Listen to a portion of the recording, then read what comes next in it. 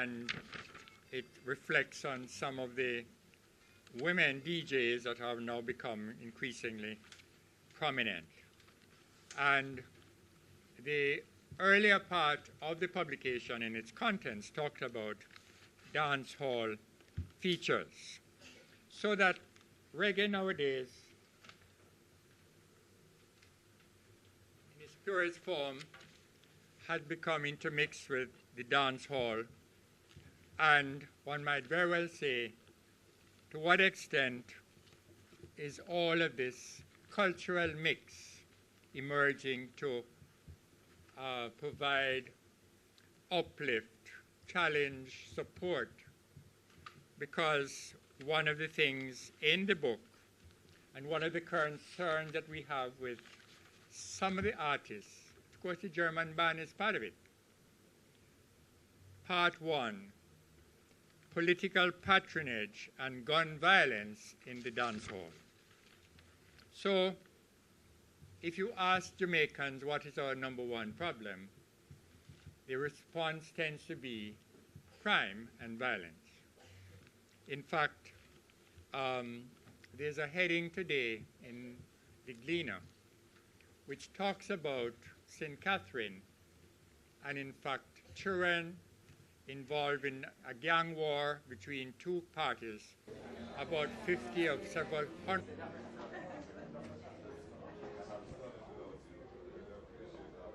children attending school. So everybody I see here, your family, and if I start calling names, I could get into trouble, or the salutations will be longer than my speech. So it is better to just say, good afternoon, family.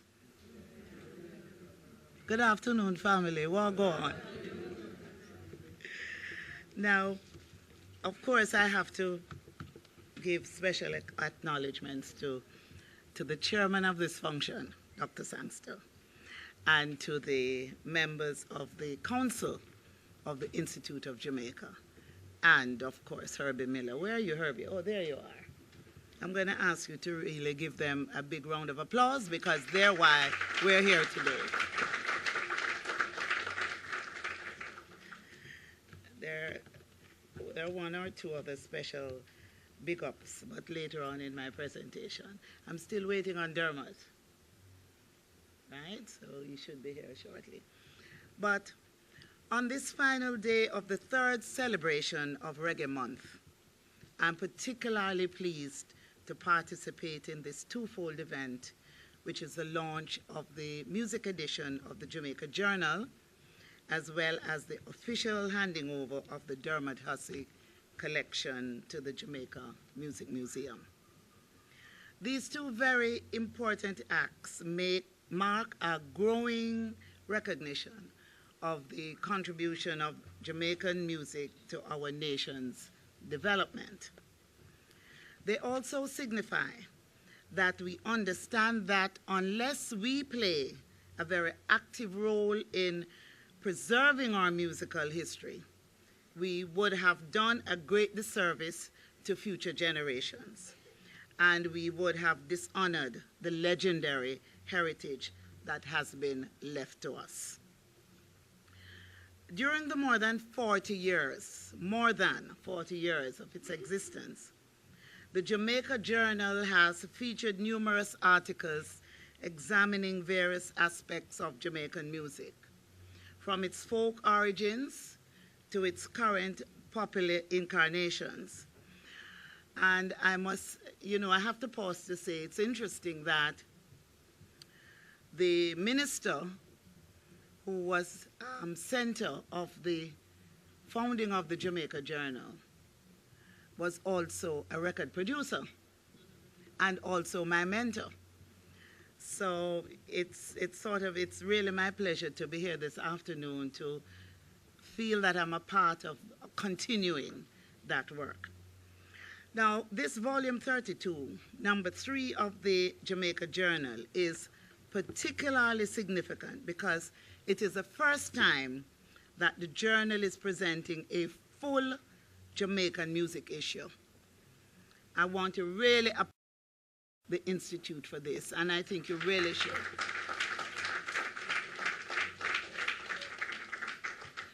The creation of a music edition is so important because it is not enough to treat with the music on an occasional basis, but as I stated at the recently concluded International Reggae Conference, we must pay much more critical, analytical attention to the music.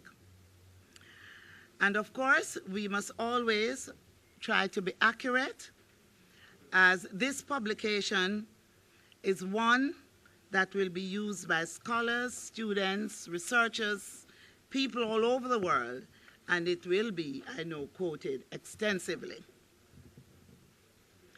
Now, this issue presents healthy analysis of the issues and trends in Jamaican music from the cover page to the back page. And I'm very happy to see two of my favorite female artists on the cover. I am really very happy, and I'm not being sexist.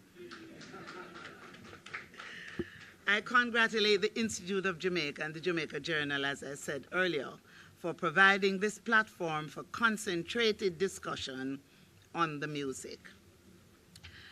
I urge you to continue on this path.